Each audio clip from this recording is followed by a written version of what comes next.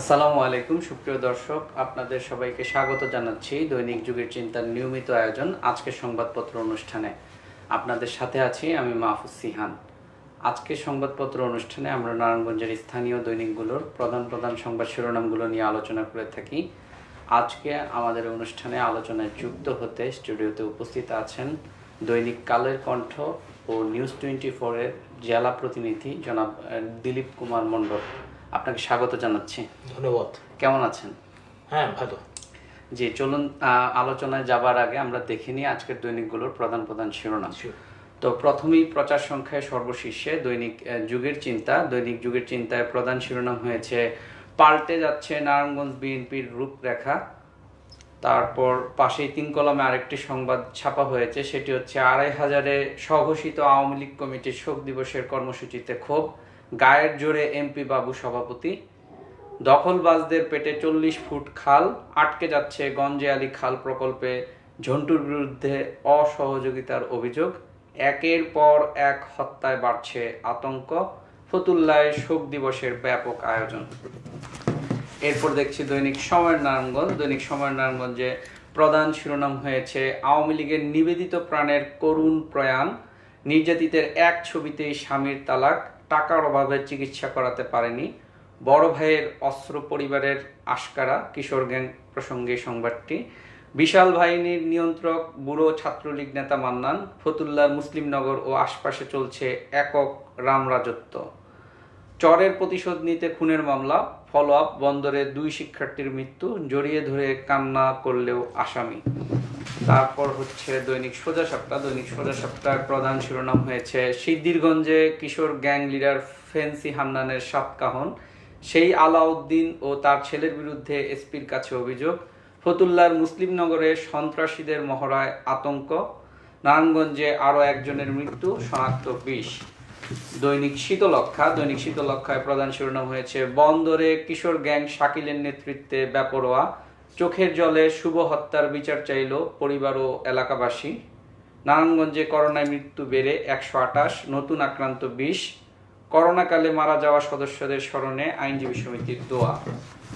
তারপর দৈনিক খবরের পাতা। দৈনিক খবরের পাতায় প্রধান শিরোনাম হয়েছে নারায়ণগঞ্জ মহানগরী জুয়ারিদের স্বর্গরাজ্য, রমরমা জুয়ার কারবারে আইনশৃঙ্খলা বাহিনীর কোনো অভিযান নেই, তথাকথিত সাংবাদিক নামধারী বিশেষ পেশার লোকজনও পাচ্ছে সুবিধা। তারপর হচ্ছে ইথিওপিয়া এয়ারলাইন্সের অফলাইন জিএসএ নিয়ে দেদারসে চলছে পাচার, মানব পাচারের নয়া রুট ভারত। তারপর দেখছি দৈনিক ডান্ডি বার্তা। দৈনিক ডান্ডি বার্তায় প্রধান শিরোনাম হয়েছে সন্ত্রাসীদের গ্রেফতারে পুলিশ মাঠে, শোক দিবসেও তৎপর স্বাধীনতা বিরোধী চক্র। মন্তব্য প্রতিবেদন হাবিবুর রহমান বাদল। বরফ গলতে শুরু করেছে 2 মেরুতে। তারপর দেখছি দৈনিক অগ্রবাণী প্রতিদিন। দৈনিক অগ্রবাণী প্রতিদিনে প্রধান শিরোনাম হয়েছে বন্দরে শাকিলের নেতৃত্বে বেপরোয়া কিশোর গ্যাং, মহান পেশাকে পুঁজি করে বিপুল অর্থ হাতিয়ে নিচ্ছে সাংবাদিক নামধারী তাবিজ মুন্না। তারপর হচ্ছে নিচে দৈনিক দেশের আলো। দৈনিক দেশের আলোতে প্রধান শিরোনাম হয়েছে নারায়ণগঞ্জ বন্দরে বেপরোয়া কিশোর গ্যাং, কম্পিউটার শেখার আড়ালে সামরিক প্রশিক্ষণ নিচ্ছিল জঙ্গিরা, 2500-এ বেড়ে গেছে অপরাধ প্রবণতা। দৈনিক সচেতন। দৈনিক সচেতনে প্রধান শিরোনাম হয়েছে তুচ্ছ ঘটনায় সিদ্ধিরগঞ্জ সুমিলপাড়া রক্তাক্ত ঘটনার মূল নায়ক কিশোর গ্যাং, ফেন্সি শাকিল বাহিনী গ্রেফতার না হয় আতঙ্ক, করোনাকালে মারা যাওয়া সদস্যদের স্মরণে। তো এই ছিল আজকের দৈনিকগুলোর প্রধান প্রধান শিরোনাম। তো প্রত্যেকটি দৈনিকে যে বিষয়টি খুবই গুরুত্ব সহকারে গত কয়েকদিন যাবতই আলোচনায় আসছে সেটি হচ্ছে যে কিশোর গ্যাং নারায়ণগঞ্জে শুধুমাত্র সম্প্রতি বন্দরে 2 শিক্ষার্থী পানিতে শীতলক্ষায় কিশোর গ্যাংয়ের ধাওয়ায় পানিতে ডুবে মৃত্যুর ঘটনা, এছাড়াও অন্যান্য এলাকাতেও কিশোর গ্যাংয়ের যে তাণ্ডব বা তাদের যে মাথাচাড়া দিয়ে উঠবার গল্প বিভিন্ন পত্রিকায় অনেক গুরুত্ব সহকারে আসছে। আপনি একজন সংবাদকর্মী হিসেবে আপনার অবজারভেশনটা কি? ধন্যবাদ শিহান। আসলে আলোচনা কেন্দ্রবিন্দু বিভিন্ন সময়ে শিল্প বন্দর নগরী নারায়ণগঞ্জ চলে আসে। এটা জাতীয় গণমাধ্যম হোক বা বিশ্ব মিডিয়া হোক, নারায়ণগঞ্জ বরাবরই আলোচনায় থাকতে পছন্দ করে, নারায়ণগঞ্জবাসী আলোচনা চলে আসে। তো সম্প্রতি এই যে কিশোর গ্যাংয়ের অপতৎপরতায় যে দুটি প্রাণ হয়ে গেল, এটা আসলে দুঃখজনক। একটি ছেলে মিহাদ, ও হচ্ছে বন্দর কদম রসুল স্কুলের দ্বাদশ শ্রেণীর ছাত্র, আরেকজন হচ্ছে জিসান বিএম ইউনিয়ন উচ্চ বিদ্যালয়ের ছাত্র। তো ঘটনায় এই দুজন কিশোর তারা যে ঘটনার পরম্পরায় পড়ে নদীতে ঝাঁপ দিয়েছিল, পরে দুর্ভাগ্যজনক উঠে আসতে পারেনি। পুলিশ তদন্ত করছে। আমরা চাই যে প্রকৃত ঘটনা উদ্ঘাটন করে প্রকৃত দোষীদের বিচারের আয়তায় আনুক পুলিশ, সেটা আমাদের কাম্য। এছাড়া বর্তমানে সারা বাংলাদেশে কিন্তু কিশোর গ্যাংয়ের তৎপরতা বেড়েছে, বিশেষ করে ঢাকা শহর, ঢাকা মোহাম্মদপুর, আপনার উত্তরা, বিভিন্ন উপকণ্ঠগুলিতেও কিশোর গ্যাংয়ের তৎপরতা বেড়েছে। তেমনি নারায়ণগঞ্জে অতি সম্প্রতি কিছু ঘটনা আমরা যদি অবলোকন করতে চাই বা পর্যালোচনা করতে চাই, দেখা যাচ্ছে যে সেখানে কিশোর গ্যাংয়ের তৎপরতায় কিছু নিরীহ প্রাণ হতাহত হয়েছে। আমরা যদি দেখি পাঠানটুলির ঘটনায়, ব্রুনাই ফেরত শুভ মিয়া, তাকে কিশোররা মানে কুপিয়ে হত্যা করেছে নৃশংসভাবে। আমরা যদি ফতুল্লার ব্যবসায়ী শরীফের হত্যাকাণ্ডের বিষয়টি দেখি, সেখানে দেখা গেছে যে কিশোররা তাকে নৃশংসভাবে এলোপাথারিভাবে কুপিয়েছে, তাকে হত্যা করেছে। তো এই যে একের পর এক ঘটনা, কিছুদিন আগে এক মাছদারের একটি আমরা ভিডিও ফুটেজে, সিসি ক্যামেরা ফুটেজে দেখেছি যে সেখানে কিছু কিশোর রামদা নিয়ে, তলোয়ার নিয়ে বের হয়েছে, খোঁজাখুঁজি করছে, দৌড়াদৌড়ি করছে। এগুলি আসলে প্রশাসনকে যেমন ভাবিয়ে তুলছে অভিভাবককেও, সাথে সাথে শিক্ষক সমাজকেও। আমি আজকে কথা বলেছি কিছু কিছু অভিভাবক, শিক্ষক সমাজ, প্রশাসনের কর্তা ব্যক্তিদের সাথে। তারাও বলেছে আসলে এই কিশোর গ্যাং, যেটা উঠতি বয়সের তরুণরা, যারা টিনেজ, যারা স্কুলে পড়ে, কলেজে পড়ে, 13 থেকে 19 যারা কিশোর, এই বয়সের কিশোররা, তারা মানে বেপরোয়া হয়ে যাচ্ছে দিন দিন। কেন বেপরোয়া হচ্ছে? অবশ্যই এটা অনুসন্ধানযোগ্য, এটা অভিভাবকদের সচেতন হতে হবে আমি মনে করি। আজকালকার কিশোররা যেভাবে মানে মা বাবার অনুশাসনের নাগালের বাইরে চলে যাচ্ছে, শিক্ষকদের শাসনের বেড়িজাল ডিঙিয়ে বাইরে চলে যাচ্ছে, এটা ভয়াবহ একটা চিত্র সমাজের জন্য। আমরা মনে করি ছেলে মেয়ে কোথায় যাচ্ছে, উঠতি বছর ছেলেরা দিন শেষে সন্ধ্যার পরে কখন বাড়ি ফিরছে, দেরি করছে কেন, এই কৈফিয়তগুলি অভিভাবকদের নেওয়া উচিত। এবং তারা কোথায় কি করছে, অনবরত মোবাইল ভিডিও গেম খেলছে, ভার্চুয়াল জগতে ঢুকে যাচ্ছে, সেখান থেকে পজিটিভ বিষয়গুলো না নিয়ে নেগেটিভ বিষয়গুলোর থেকে ঝুঁকছে, সেখানে তারা আসক্ত হচ্ছে বিভিন্ন ভায়োলেন্সের দৃশ্যগুলো দেখে।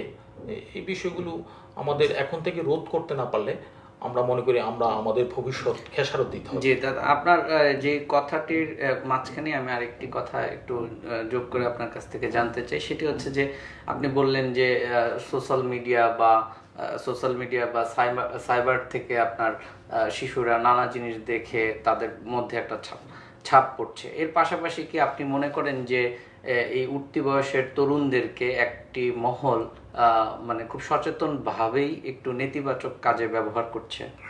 আপনি ঠিক বলেছেন। তার উঠতি বয়সের ছেলেদের, বিশেষ করে কিশোরদের যারা, ওরা তো ইনোসেন্ট মাইন্ডেড, ওরা অল্পতেই উত্তেজিত হয়, অল্পতেই ভায়াসড হয়, অল্পতেই আসক্তি হয়। হ্যাঁ, তো আমরা কিছু কিছু মহল যারা এলাকায় নিজেদের পরিবারের প্রভাব বিস্তার করতে চায়, নিজের দলকে গুছিয়ে নিয়ে ওদের ব্যবহার করতে চায়, রাজনীতিবিদ, জনপ্রতিনিধি, এরা কিশোরদের ব্যবহার করে তাদের ফায়দা হাসিল করতে চায়। এমনকি এলাকার যারা মুরব্বী বা বড় ভাই, বংশের বড় ভাই, তারাও দেখা গেছে নিজের ছোট ছোট আত্মীয় স্বজন, ভাগনা ভাতিজাকে আস্কারা দিয়ে তাদের দল বা শক্তি বৃদ্ধি করতে চায়। তারা কিন্তু এই কিশোরদের ব্যবহার করছে। এটা আসলে সমাজের জন্য খুব মঙ্গলজনক না। এটা আমাদের সবারই সচেতনভাবে এই কিশোর অপরাধকে রোধ করতে হলে অবশ্যই এগিয়ে আসা উচিত আমাদের। করণীয় হিসেবে আপনি কি কি করলে কিছুটা হয়তো বা এটা মানে আমরা ওভারকাম করতে পারবো, এই কিশোররাও হয়তো বা সুপথে ফিরে আসতে পারে? আসলে করণীয় কিন্তু এটা একা প্রশাসনের পক্ষে সম্ভব না। জি, এটা এটা টিম ওয়ার্কের মতো কাজ করতে হয় আমি মনে করি। তো আপনি দেখবেন যে বর্তমানে করোনার এই মহাসংকটকালে কিন্তু স্কুল কলেজগুলো বন্ধ, জি, কিন্তু স্কুল কলেজ বন্ধ থাকার পরও ছেলেমেয়েরা, বিশেষ কিশোররা, স্কুলের ছাত্ররা কিন্তু তাদের আড্ডা বা বাইরে বেরোনো, বাইরে ঘোরাফেরা, তারপরে খেলাধুলা, এগুলো কিন্তু বাদ যাচ্ছে না। তো এই যে এটার প্রভাব কিন্তু এই সময়ে কিশোর কিশোরীদের উপর পড়ছে। কেন তারা এই যে আড্ডা দিচ্ছে বা কার সাথে মিশছে, কোন ছেলেটার সাথে মিশছে, এই খেয়ালগুলি আমাদের অভিভাবকদের রাখা উচিত। আমরা মনে করি প্রথমে ঘর থেকে সচেতন হতে হবে, জি, অভিভাবকদের সচেতন হতে হবে। একটা নিজের ছেলে এটা কোন স্টাইলের চুল কাটছে, লম্বা না খাটো, না কি কোন কালার সে চুল ইউজ করছে, হ্যাঁ, এগুলো দৃষ্টিকটু দেখায় কিনা, রাইট? এগুলো যদি আমরা একটু খেয়াল না করি মা বাবা হিসেবে, তাহলে আমাদের ছেলেদেরকে বা মেয়েদেরকে আশকারা দিয়ে দিচ্ছি আমরা। সাথে সাথে আমি মনে করি যে আমাদের যে সেই সামাজিক অবক্ষয় আমাদের স্তরে স্তরে শুরু হয়েছে, এটা রোধ করা উচিত। আরেকটা বিষয় হচ্ছে যে আমাদের অনুশাসন, আমাদের শাসন করার ক্ষমতা, আদর করার ক্ষমতা আমরা মনে হারিয়ে ফেলছি আমাদের সন্তানদের প্রতি। কারণ অনুশাসন, আমরা শাসন করতে পারছি না ছেলে মেয়েদের। শিক্ষকদের শাসন করার ক্ষমতা এখন নেই। আগে অভিভাবকরা তার সন্তান সন্ততিকে শিক্ষকের কাছে দিয়ে বলতো যে হাড্ডিটা আমার, চামড়াটা আপনার, কিন্তু সেই সুযোগ, সেই বলার স্কোপ এখন আর নাই। এখন কিন্তু শিক্ষকরাও সাহস পায় না যে তার ছাত্রছাত্রী, প্রিয় ছাত্রছাত্রীকে শাসন করার, কেননা আইনের মার পেছে এখনো সেটা বন্ধ আছে। আমি মনে করি যে এটা শুধু সুশীল সমাজ, সাংস্কৃতিক কর্মী, রাজনীতিবিদ, জনপ্রতিনিধি, অভিভাবক, প্রশাসন এবং সর্বোপরি যে সমাজ কল্যাণ একটা অধিদপ্তর আছে, এই কর্মকর্তাদের আমাদের এই কিশোর অপরাধ রোধ করার জন্য সবাইকে এগিয়ে আসতে হবে। জি, আপনার এই কথা, অপরাধ প্রবণতাটা যে কমানোর কথা বলছেন, সেখানে সুস্থ মানসিক বিকাশ, সেই জিনিসটার জন্য আসলে শিশুদের, কিশোরদের ক্ষেত্রে মানে মানসিক বিকাশের জন্য ওই পরিবেশটাও বা আমরা কিভাবে তৈরি করতে পারি? বর্তমানে শিশুরা কিন্তু শুধু নেগেটিভ ভার্চুয়াল জগৎ বা ইন্টারনেটের জগৎ, কিন্তু নেগেটিভ বিষয় কিন্তু অ্যাকসেপ্ট করছে না। বর্তমানে সন্তানরা কিন্তু অনেক ট্যালেন্টেড, অনেক বুদ্ধিমান, বুদ্ধিমতী, তারা কিন্তু ভালো ভালো বিষয়গুলো নিচ্ছে, না হলে পৃথিবী এত এগিয়ে যেত না। তো আমরা মনে করি যে এই যে তাদের বৃদ্ধি করার জন্য তাদের পরিবেশ তৈরি করতে হবে, করার দায়িত্ব আমাদেরই। সেক্ষেত্রে আমাদের কিছু ছাড় দিতে হবে, কিছু তাদের চাহিদা পূরণ করতে হবে, কিন্তু সেটা পজিটিভ অর্থে।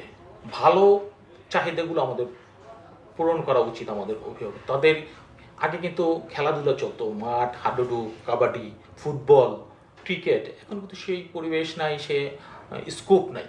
সেগুলো কিন্তু দিন দিন সেই প্রেক্ষাপটটা ছোট হয়ে আসছে, সেগুলো আমাদের তৈরি করতে হবে। বিনোদন কেন্দ্রগুলো এখন বন্ধ, বিনোদন করার, উদযাপন করার সেই পরিবেশটা নেই, সুযোগটা নেই, সময়টা নাই, সেগুলো আমাদের তৈরি করে দিতে হবে। মানসিক বিকাশ তৈরি করার জন্য তাদের তৈরি করতে হবে, মূল্যবোধ শিখাতে হবে, ধর্মীয় অনুশাসন মানাতে হবে, ধর্মীয় যার যার যেই ধর্ম অনুযায়ী সেই ধর্মীয় অনুযায়ী রীতিনীতি প্রার্থনা করাতে শিখাতে হবে। এটা আমাদের আসলে সামাজিক যারা কর্তা ব্যক্তি আছে, মুরব্বী আছে, মোড়ল আছে, অভিভাবক আছে, তাদের দায়িত্ব এই সন্তান থেকে শিক্ষা দেওয়ার জন্য। আমরা আরেকটা বিষয় নিয়ে আলোচনা করতে চাই, যদিও এটি কয়েকদিন আগের বিষয়। সেটি হচ্ছে যে আপনি জানেন যে লেবাননের বৈরুতে একটি দুর্ঘটনায় অনেক মানুষ মারা গেছেন। সেখানে আমাদের 5 জন বাংলাদেশি নাগরিক রয়েছেন এবং এর মধ্যে একজন হচ্ছে নারায়ণগঞ্জের ফতুল্লার হচ্ছে রাশেদ। তো আসলে এখনো তার লাশটি আমাদের দেশে নিয়ে আসা হয়নি। আপনি এটি নিয়ে কাজ করেছেন, সেখানে আপনি কি বিষয়টি জানতে পেরেছেন? আসলে বৈরুতে যে ভয়াবহ বিস্ফোরণ, এটা মানে পৃথিবীর একটা অত্যন্ত ভয়ানক একটা দুর্ঘটনা ছিল। এটা বৈরুত সরকারেরও একটা কি বলে অসতর্কতা ছিল। সেখানে আমাদের বাংলাদেশের কিছু কয়েকজন সন্তানের মতো পাগলার আমাদের কতুপুর ইউনিয়নের রাশিয়াতেও মারা গেছে, নন্দলালপুরের। ঘটনাস্থলে আমি গিয়েছিলাম, মানে রাশেদের বাড়ি। একমাত্র দুটি ছেলের মধ্যে একমাত্র উপার্জনক্ষম ব্যক্তি ছিল রাশেদ। 5 বছর আগে সে বৈরুতে গিয়েছিল তার খালাতো ভাইয়ের মাধ্যমে। তো এই পরিবারটি খুব একটা সচ্ছল না। তার মা এখন কাঁদতে ভুলে গেছে, বাকরুদ্ধ হয়ে গেছে। তার পরিবারটি যে কিভাবে মানে চলবে ভবিষ্যতে, বাকি ভাই বোন যারা আছে তারা খুব একটা সচ্ছল না বা উপার্জনক্ষম না। সেই রাশেদকে হারিয়ে পুরো পরিবারটাই এখন স্তব্ধ হয়ে গেছে, মানে ভেঙে পড়েছে, তারা ভবিষ্যৎ অন্ধকার হয়ে গেছে। সেখানে এই রাশেদের লাশ এখন কিছুই করে না। রাশেদের লাশকে দেখার জন্য তার মা প্রহর গুনছে কি কখন আসবে তার লাশ। তো আমরা রাশেদের খালাতো ভাই সেখানে আছে, তাদের সাথে কথা বলেছি, তার সাথে কথা বলেছি। তারা এই পাসপোর্টের মাধ্যমে বর্তমানে সেখানে যে দূতাবাস আছে কর্মকর্তা, তাদের মাধ্যমে চেষ্টা করছে যে এই লাশটা যেন অন্তত দেশে ফিরিয়ে আনা যায়। আমরা পত্রিকায় প্রকাশ করেছি বিভিন্ন ইয়ের সাথে কথা বলে লাশটি যেন অন্তত দেশে আনে। যে আমরা অনুষ্ঠানে একেবারে শেষ পর্যায়ে চলে এসেছি, তবে শেষ করবার আগে আমরা আরেকটি বিষয় আনতে চাই। আপনি জানেন যে যখন করোনা প্রাদুর্ভাব আমাদের দেশে শুরু হয় 8ই মার্চ, এর মধ্যে যে 3 জন শনাক্ত হয়েছিল, 2 জনই ছিল হচ্ছে নারায়ণগঞ্জে। পরবর্তীতে নারায়ণগঞ্জ হটস্পট এপিসেন্টার হিসেবে নারায়ণগঞ্জকে চিহ্নিত করা হয়েছিল। তো এখন এরপরে নারায়ণগঞ্জ মানেই একটা আতঙ্ক ছিল। এখন অবশ্য আমাদের এখানে নারায়ণগঞ্জে করোনা শনাক্তের সংখ্যা কমে যাচ্ছে। তো আমরা সম্প্রতি দেখেছি যে আপনি এটি নিয়ে একটি কমে যাওয়ার কারণ, কয়েকটি কারণ নিয়ে আপনি একটি রিপোর্ট করেছেন, যেটি কালের কণ্ঠে ছাপা হয়েছে। বিষয়টি সম্পর্কে একটু যদি বলতেন। আপনি সত্যিই বলেছেন যে নারায়ণগঞ্জ একসময় করোনার আতঙ্কগ্রস্ত ছিল মানুষ। নারায়ণগঞ্জের নাম শুনলেই সারা বাংলাদেশের মানুষের একটা নাট ছিটকানো একটা ভাব চলে আসতো মানুষের মাঝে। সেখানে নারায়ণগঞ্জের মানুষের নাম শুনলেই তারা ভয়ে হতভম্ব হয়ে থাকতো। সেই প্রেক্ষাপট, সেই পরিস্থিতি কিন্তু ধীরে ধীরে কমে এসছে। নারায়ণগঞ্জ একসময় নারায়ণগঞ্জকে যে রেড জোন বলা হতো, কখনো বা এপি সেন্টার বলা হতো, কখনো বা হটস্পট বলা হতো। মিডিয়ায়, স্বাস্থ্য অধিদপ্তরের প্রেস ব্রিফিংয়ে, মিডিয়ায় ঘন ঘন নারায়ণগঞ্জকে হটস্পট অভিহিত করে বারবার বক্তব্য দেওয়া হয়েছে। সেই প্রেক্ষাপট কয়েক মাস পরে আজকে ধীরে ধীরে সেই করোনার যে বিস্তার, সংক্রমণ ধীরে ধীরে কমতে শুরু করেছে। আমি এটা নিয়ে মাঠে কাজ করে বিভিন্ন জনের, যারা সিভিল সার্জন, স্বাস্থ্য বিভাগ, প্রশাসন, যারা স্বাস্থ্য মেডিকেল টিম, স্বেচ্ছাসেবক টিম, তাদের সাথে কথা বলেছি। কথা বলে এতটুকু জানতে পেরেছি যে করোনা হসপিটাল যে অত্যন্ত এখন আগের যে গ্রাফিক যে চিত্রটা আস্তে আস্তে নামতে শুরু করেছে, যেটা স্বীকার করেছেন কিছুদিন আগে স্বাস্থ্য সচিব এসে নিজেও স্বীকার করে গেছেন। তো মূলত প্রথম অবস্থায় অনেকে আতঙ্কগ্রস্ত ছিল, অপ্রস্তুত ছিল কিভাবে করোনাকে ট্যাকেল দেয়া যাবে। পথ চেনা ছিল না, সবকিছু মিলিয়ে একটা খুবই তটস্থ অবস্থা ছিল। সেই প্রেক্ষাপটে দিন দিন যখন সবাই প্রস্তুত হলো, প্রশাসন ঠিকমতো গাইডলাইন দিল, আপনার এখানে নারায়ণগঞ্জ খানপুর হাসপাতালে এখানে একটা খোলা হলো, কি বলে করোনা হাসপাতাল খোলা হলো। এখানে আপনার রক্ত পরীক্ষা বা করোনা পরীক্ষার জন্য ল্যাব, পিসিআর ল্যাব সেখানে তৈরি করা হলো। সেখানে দেখা গেল যে মোটামুটি একটা বিষয় একটা স্পষ্ট হয়ে গেল যে না, এখানে একটা ব্যবস্থা করা হয়েছে। পরবর্তীতে স্বাস্থ্য বিভাগও অতি ভালোভাবে তৎপরতা দেখালো। পাশাপাশি জনপ্রতিনিধি যারা আছেন তারাও কিন্তু বিভিন্নভাবে মাঠে ময়দানে নেমে মানুষকে সচেতনতা করা বা বিভিন্নভাবে সাহায্য সহযোগিতা তারা করেছে। বিশেষ করে আরেকটি বিষয় যেটা বলতে চাই, যে কিছু নারায়ণগঞ্জে কিছু অলরেডি কি বলে এটা স্বেচ্ছাসেবক টিম কিন্তু মাঠে কাজ শুরু করলো। তারা বিশেষ করে আমি যদি বলতে চাই এখানে যে মাকসুদুল টিম খোরশেদ, তারপরে রিপন ভাওয়াল, তারপরে শওকত হাশেম শকুর টিম, আরো অনেকগুলো টিম তারা মাঠে কাজ করলো। তো আমি মনে করি যে পুলিশ যেভাবে কাজ করেছে, পুলিশ, স্বাস্থ্যকর্মীরা, medical team, civil surgeon office, আপনার জেলা প্রশাসন, পুলিশ সুপার এবং এই স্বাস্থ্য নারায়ণগঞ্জের জনপ্রতিনিধি, পাশাপাশি স্বেচ্ছাসেবক টিম, সব মিলে যারা এই সমন্বিতভাবে কাজ করতে গিয়ে মানুষও ইতিমধ্যে সচেতন হয়ে গেছে। মানুষও সচেতন হয়ে এবং ধীরে ধীরে এই যে সমন্বিত কাজ, এই কাজ করার পজিটিভ ফল আমরা কিছুদিন পরে পেতে শুরু করেছি, যার ফলে আছে সংক্রমণের হারও কমেছে এবং এটা নিম্নগতির অবস্থায় সেটাই চলমান আছে। আমরা আশা করছি ভবিষ্যতে আমরা এদের থেকে মুক্তি পাবো।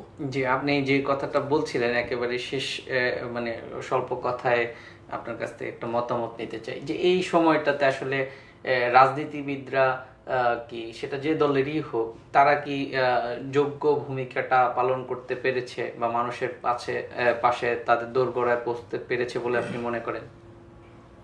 দেখেন, মানে সত্যকে সত্য, মিথ্যাকে মিথ্যাই বলতে হবে, সাদাকে সাদা, কালোকে কালো। রাজনীতিবিদ যারা জনপ্রতিনিধি অনেকেই এই সংকটে, মহামারীর সংকটে কিন্তু নামতে দেখিনি আমরা, কিন্তু অনেকে আবার অনেকেই দেখেছি যারা কাজ করেছে। আমি যেমন এই যে খোরশেদের নাম বলেছি, শকুর নাম বলেছি, রিপন ভাওয়ালের নাম বলেছি, রোজিনা, ওই যে এনায়তনগর ইউনিয়ন পরিষদের একজন মহিলা মেম্বার সহ আরো বেশ কিছু আগে পরও কিন্তু অনেক করেছে, যেমন কাউন্সিলর আব্দুল করিম বাবু, তারপরে আপনার সিদ্ধিরগঞ্জের কয়েকজন কাউন্সিলর দিনা, এরা কিন্তু কাজ করেছে। পাশাপাশি আমরা যদি জনপ্রতিনিধি হিসেবে চিন্তা করি, যে দেখা গেছে যে আওয়ামী লীগ বিএনপির অনেক মানে ভালো ভালো ভাইটাল পোস্টধারী নেতাকেও আমরা মাঠে ময়দানে দেখিনি। হ্যাঁ, সেখানে অনেক জনপ্রতিনিধি, কিন্তু আমরা এটাও দেখেছি এই যে আপনার জনপ্রতিনিধি নারায়ণগঞ্জ 4 আসনের এমপির ওয়াইফ সালমা ওসমান লিপি কিন্তু এই করোনার দুঃসময়ে ছিল। আমরা আরেকটা নাম এখানে বলতে চাই যে করোনার দুঃসময়ে কাজ করেছে, এহসান পরিবার নামে আরেকটা, ওরা অনেক কাজ করেছে, ভালো কাজ করেছে। এই এহসান পরিবারকে মানে পিছন থেকে, অন্তরাল থেকে পৃষ্ঠপোষকতা করেছে সালমা ওসমান লিপি। আমরা দেখেছি সেলিম ওসমানে, কিন্তু আমি নির্দ্বিধায় বলতে চাই, এখানে কোনো মানে কি বলে নিরপেক্ষ দৃষ্টিভঙ্গি নিয়ে যে এখানে সেলিম ওসমান কিন্তু অনেক কাজ করেছেন, বিভিন্নভাবে সহযোগিতা করেছেন, মানে দুস্থ মানুষের পাশে দাঁড়িয়েছেন শামীম ওসমান। সে বিভিন্নভাবে যেভাবে যে নারায়ণগঞ্জের মেডিকেল টিমগুলোকে কাজ করিয়েছেন, হাসপাতালে করোনা সেন্টার করিয়েছেন, বিভিন্ন মানুষের পাশে দাঁড়িয়েছেন, টকশোতে বক্তব্য রেখেছেন, বিভিন্ন মন্ত্রণালয়ে যোগাযোগ করে নারায়ণগঞ্জের বাইরেও হেল্প করেছেন। এগুলি আমরা বাস্তবতার আলোকে সত্য বলাই উচিত, এবং সেটা বাস্তবতাই নারায়ণগঞ্জে তারা করেছেন, আবার অনেকে করেননি। আমরা মনে করি নারায়ণগঞ্জে এগিয়ে নিয়ে যেতে হলে সবাইকে একসাথে কাজ করা উচিত। জি, আপনাকে অসংখ্য ধন্যবাদ আমাদের এই অনুষ্ঠানে অংশগ্রহণ করার জন্য। তো সুপ্রিয় দর্শক, আপনারা দেখছিলেন যুগের চিন্তার আয়োজনে নিয়মিত অনুষ্ঠান আজকের সংবাদপত্র অনুষ্ঠানে আজকে আমাদের অতিথি হিসেবে উপস্থিত ছিলেন দৈনিক কালের কণ্ঠ ও নিউজ 24-এর জেলা প্রতিনিধি জনাব দিলীপ কুমার মণ্ডল। আজকে ওনার আলোচনা থেকে অনেক গুরুত্বপূর্ণ বিষয় আজকে আলোচনায় উঠে এসেছে। তো আগামী অনুষ্ঠানের আমন্ত্রণ জানিয়ে আজকের মতো বিদায় নিতে হচ্ছে। সবাই ভালো থাকবেন, সুস্থ থাকবেন।